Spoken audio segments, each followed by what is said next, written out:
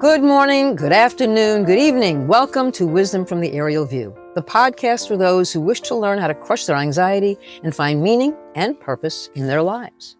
I'm joined today, as every day, by Dr. Mark Klein. On today's podcast, I want to talk about transitions, life's transitions, life changes. And what got me thinking about this was on April 19th column in the Wall Street Journal by Peggy Noonan. It was written, of course, during and about the Holy Week and Passover.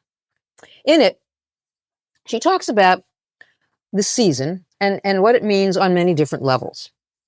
She interviewed the rabbi from Midtown Manhattan's Central Synagogue, Rabbi Angela Buchholz. I hope I pronounced her name right. Buchdahl. The rabbi was speaking to a woman in her congregation about change, about transitions. The woman said she thought that the decade between 60 and 70 is the time of the most growth in a person's life. Studies emphasize adolescence, but, the woman said, when you're 60, you're at the peak of your power, running the law firm. You're the most respected doctor. At 70, you're having to grapple with transitions, with who am I, and the aging of the body. It's the time of confronting the big questions of life.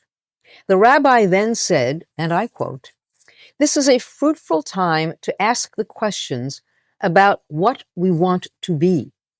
We are on a journey, all of us, leaving a narrowing, constricted place for a place of freedom.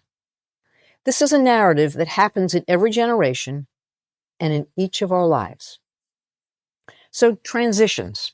I'm intrigued by the whole notion of transitions, transitioning from something to something else, from someplace to someplace else. And then I got to thinking about transition versus changes. Are they interchangeable, Doc? Oh, okay. Well, the people who are listening should know that Enid didn't tell me at all what we were talking about today. Right. So then More fun she that reads way. this introduction, and I'm thinking, where are we going with this? And then she asked me a question. All right, fair. Fine. So this is a very good topic, I think, because it sounds like we're talking about older people, but in fact, this applies to people once you get cognizant of what life is about, probably by the time you're a teenager.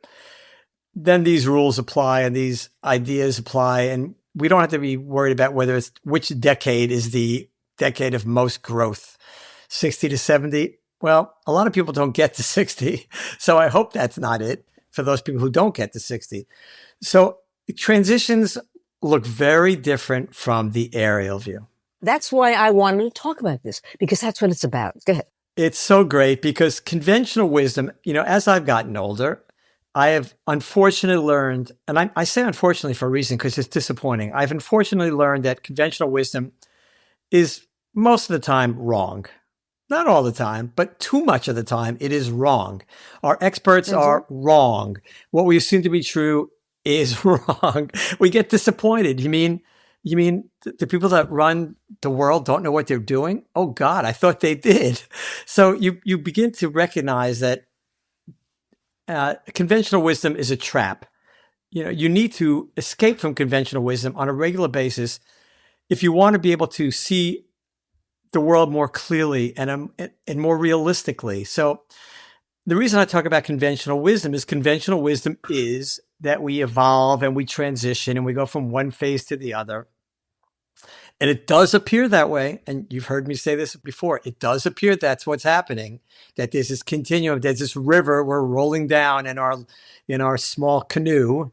And sometimes we paddle fast enough to get control of where we're going. And other times we don't paddle fast enough when the current just takes us where it's going to take us. And that's how life works. But as it turns out, that's not quite correct. And from the aerial view, we see why. From the aerial view, we see that all of time exists contemporaneously. We go back to our jukebox of time, which incorporates all moments of time. And we see time as an entity, not a progression, not from one moment to the next, because Einstein, again, taught us that all time exists, in a sense, contemporaneously. All time is out there. That's why the jukebox of time, I think, is a helpful visualization of this.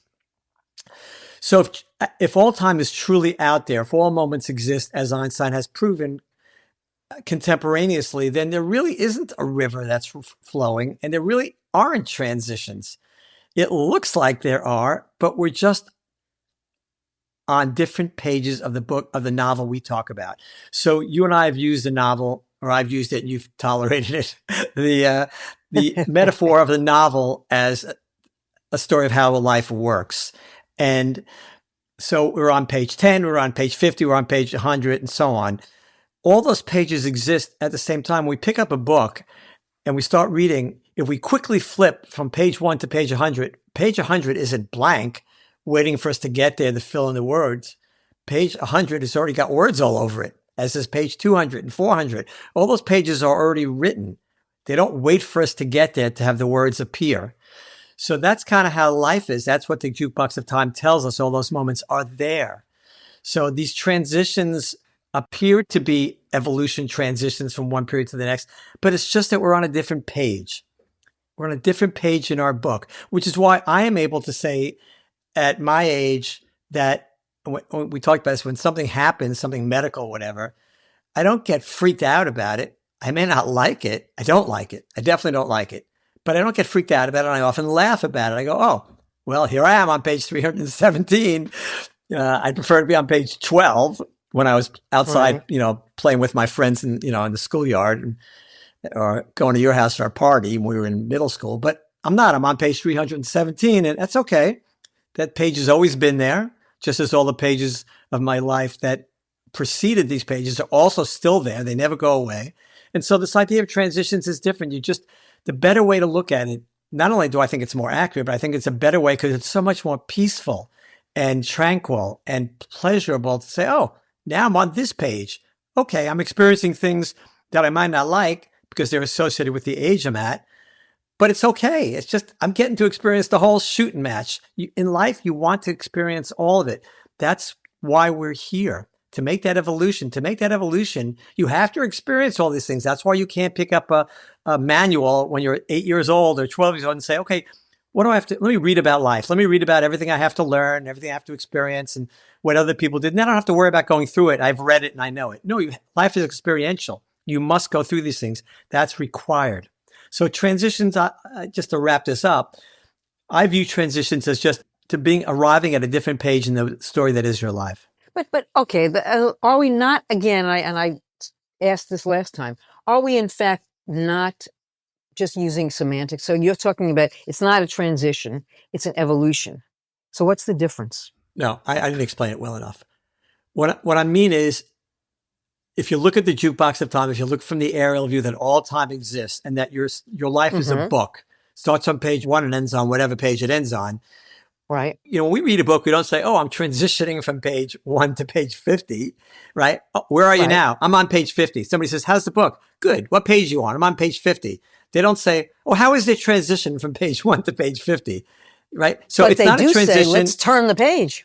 Okay, but they say, let's turn the page. Yeah, because it's true. We're going to turn the page and something else is going to happen on the next page and the next page. But all those pages are there. Again, when you read a book and you very quickly jump ahead 100 pages, the pages aren't blank.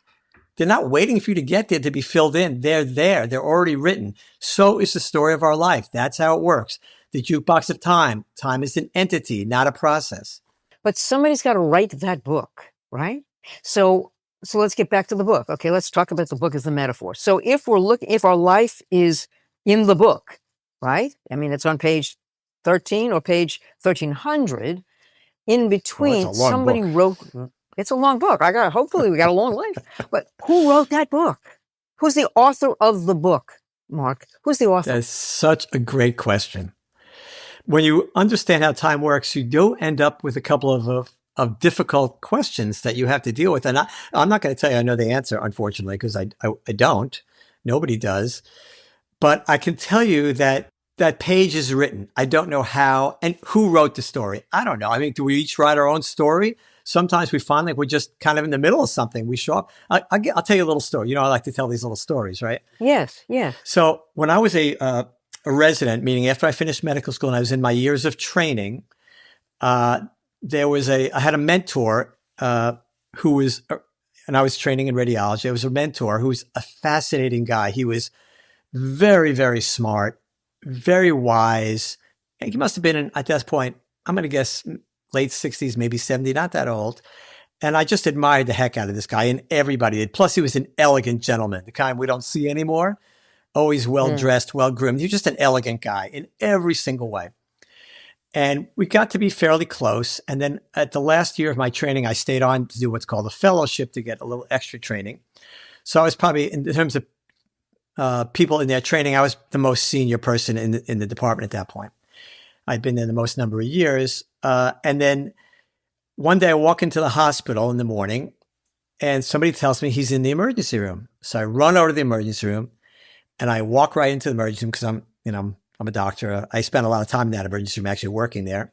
I walk back and I see him behind one of the curtains and he looks very ill, but he looks okay. I think, okay, and I knew he's having a heart attack and they were treating him, but he didn't look like he was going to die. I said, okay, I know what kind of heart attack it is. It's a myocardial infarction. I know what kind it is.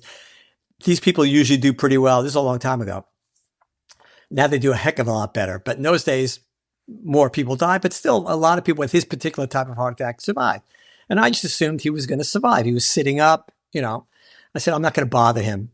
I'll walk out and I'll go up to his room later and I'll talk to him. And an hour later, he died. And I was stunned and everybody was stunned. Everybody was very upset.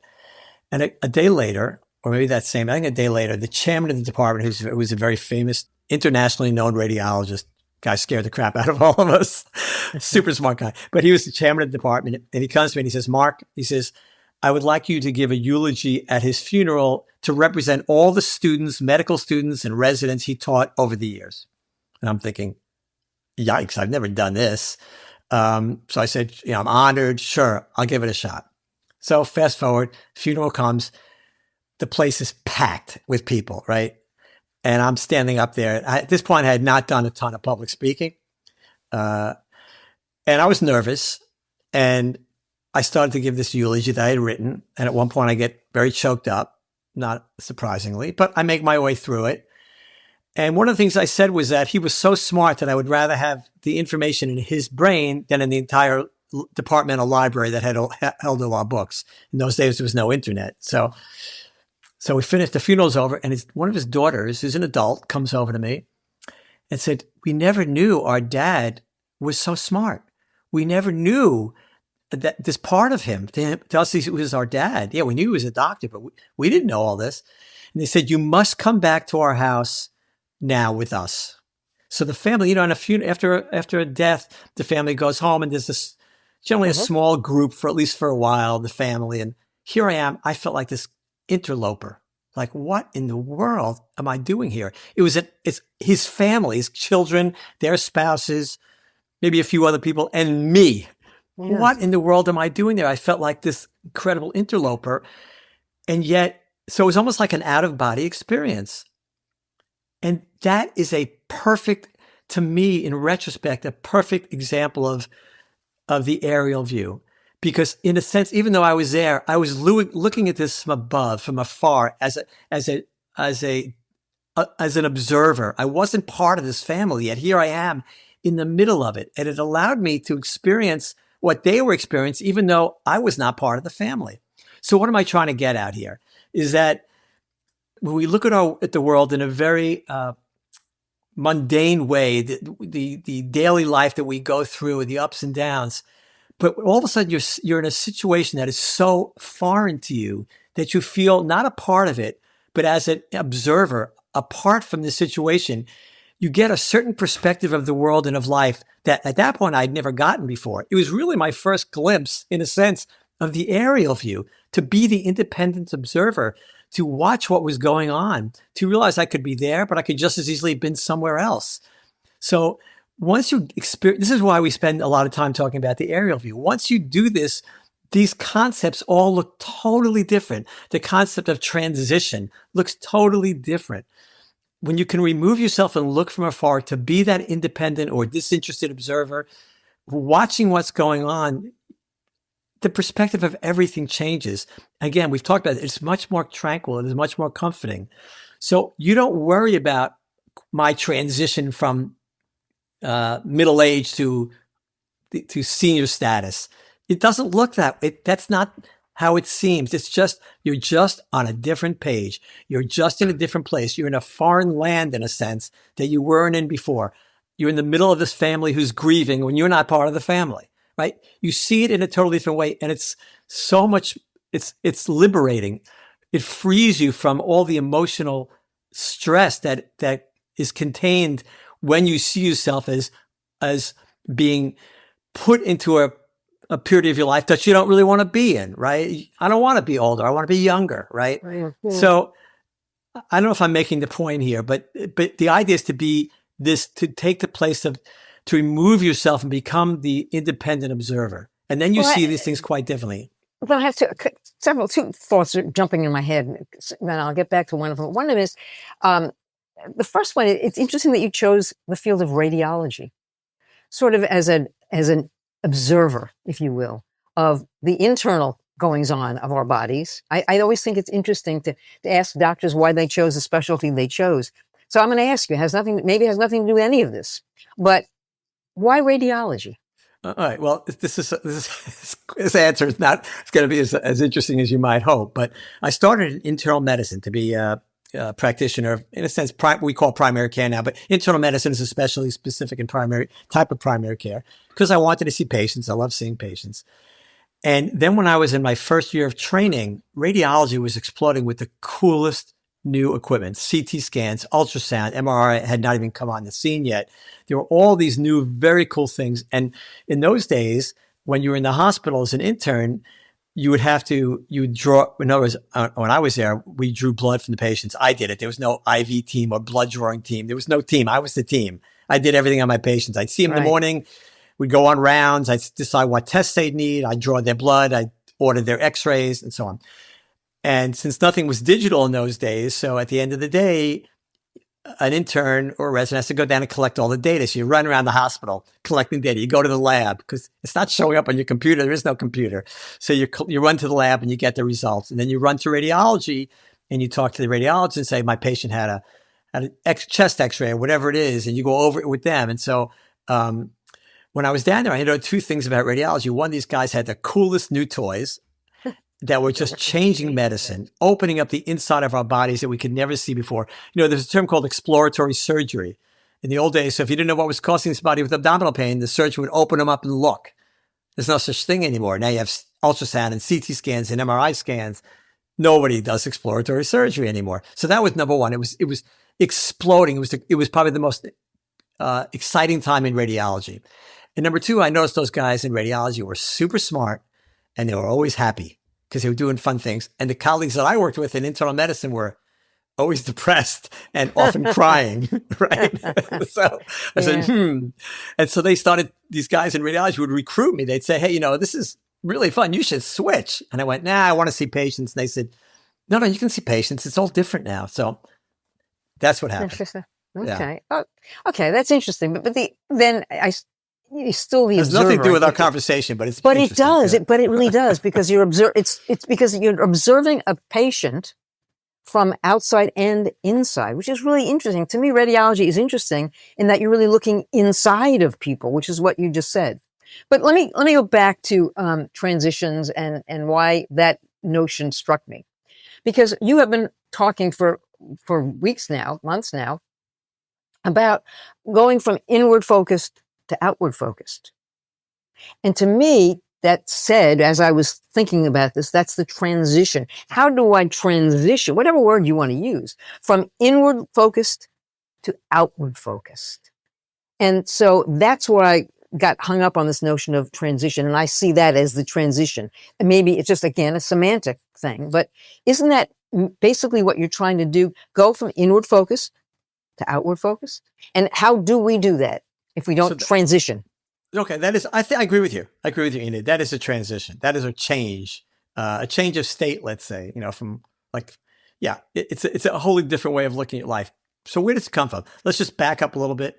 So from the aerial view, you appreciate the jukebox of time. You appreciate that all things end at some point and yet all things live forever. So that's this interesting paradox that we all going to get to that last barrier, that last record we're on, that day that we're going to, everybody's last record representing moments of time. Everybody's last record is death, right?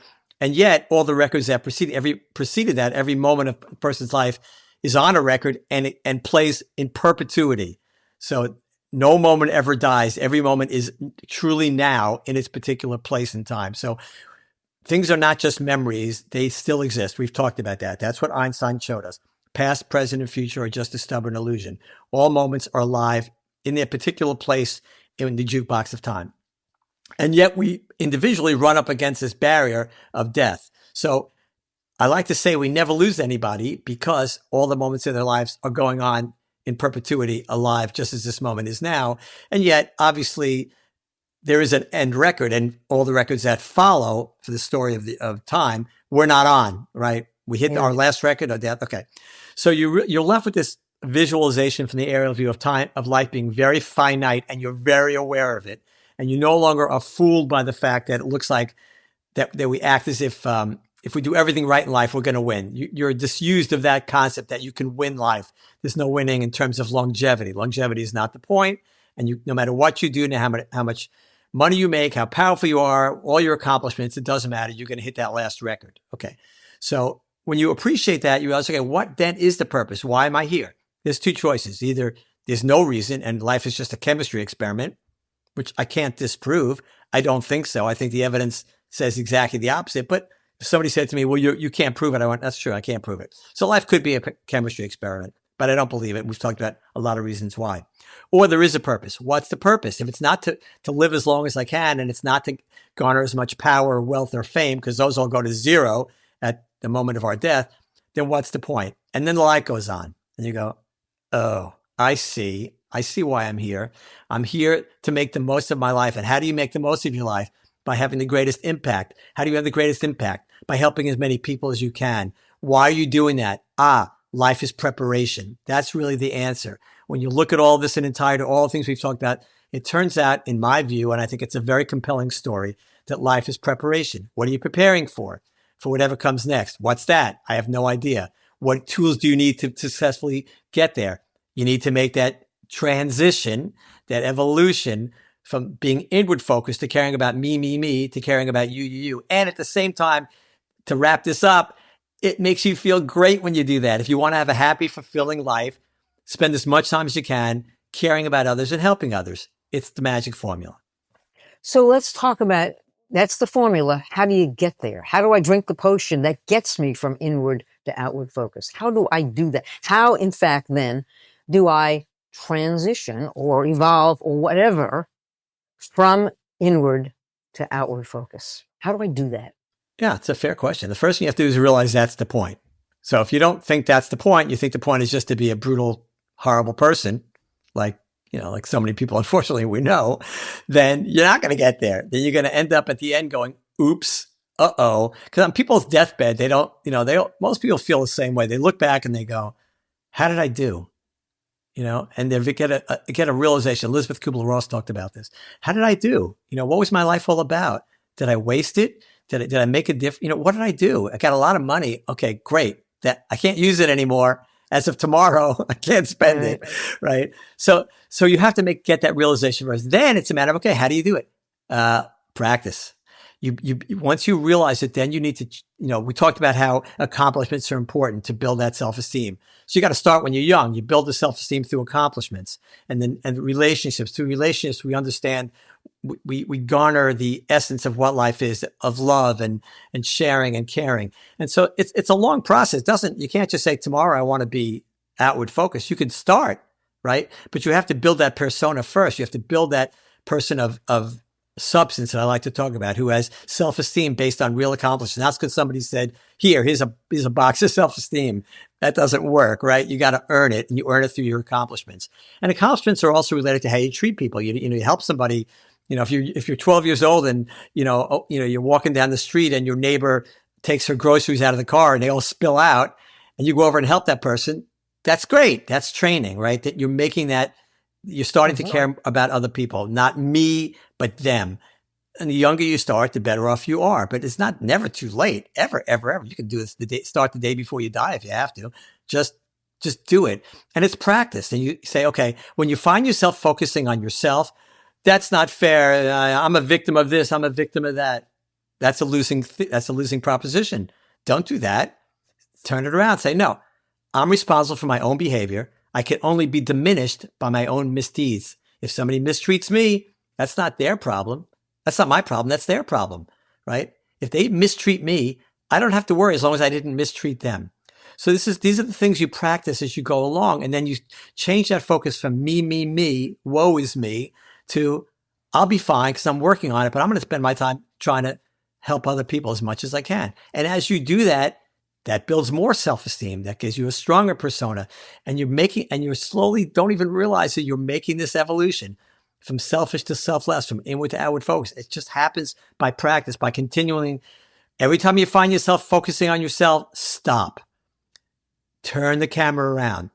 As soon as it happens, realize that I'm paying more attention to myself and my own needs than those of other people. And when you stop focusing on your own needs and stop feeling put upon or taken advantage of, and you focus on other people, you start to make that evolution. So you're preparing. And number two is you're going to feel a million times better. Who doesn't want to feel a million times better? That's what's so great about this, right? It's a win-win-win-win-win situation. You know, it's funny, in my world, the nonprofit world, we're always looking for people to be philanthropists, they feel good about themselves. And when you meet these folks, these are people with a lot of money, and they give it away to make the world better. So I was thinking that philanthropy should be not just only about money. It should be about what you're talking about. You don't have to give away money to feel good about yourself. In fact, there are many philanthropists, I don't know if there are many, but there are philanthropists who are really not good people. They just happen to have a lot of money and they give it away, maybe to make themselves feel better for the misdeeds that they do. So maybe one of the things we ought to be striving for in the world is to have more philanthropists, not just monetary philanthropists, but socially dedicated philanthropists, those who are outwardly focused as opposed to inwardly focused, and who have gone from selfish to selfless. And maybe that's what philanthropy is, and more than just giving money.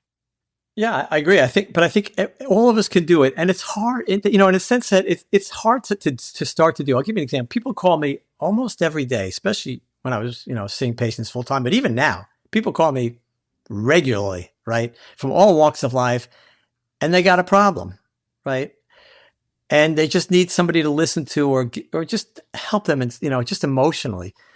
And it's very easy to say, look, I got an appointment. I can't do this now. I can't, or I got something to do, or gee, I was planning to go take a bike ride or a walk. But I stop myself now and I say, okay, it's not about you. It's not about you. Help this person as best you can. And most of the time, there's not much I can do, but I listen, I support, maybe I'll give a little advice. Maybe it's worth something, maybe it's not, but at least somebody knows that you care about them. So that's how you start, right? You don't have to give $1 million. You don't have to build a building. You don't have to, travel across the world to care for people in a war zone. I mean, these are great things to do, but most of us aren't going to do those. But you can do a little bit. Just concentrate less on yourself and more on somebody else, and you're going to make that evolution. That's what happens. Then you feel better. Then you're on the road to preparation. You're getting towards completing your mission. And it all starts from the appreciation from the aerial view. That's why the aerial view is so critical. Right. And I guess on that note, I'm looking at the time and we're just about out. And so I end, as I usually do, with your own words from your book, the great book, Wisdom from the Aerial View, the superpower that can change your life and this world. And this is a chapter on change. And I guess I got to this chapter, I called it transition, change, whatever. But let me read your exact words from this chapter. From the perspective of the aerial view, we appreciate that change is a master teacher. It forces us to accept those things that remain beyond our control and redirects our focus to those over which we maintain dominion. What we make of our allotted time on this earth, whether we bring peace and joy or violence and sorrow, whether we create or destroy, whether we take care of only ourselves or focus on the welfare of others. These are the choices that will determine the value of our lives and the fate of our species. Profound. I thank you for that. Thank you for this chapter. I thank you for this book. I thank you for this conversation. And most important to me, I thank you for our friendship. Final words, Doc? Yeah, well, I feel the same way. And, I love these conversations. I hope they make an impact on people. We're trying to help as many people as we can. I hope our words and our discussions, do that in a small way. Thank you, Enid, so much as always. And thank you, everybody, for listening. See you next time. Thank you. We'll see you next time. Peace.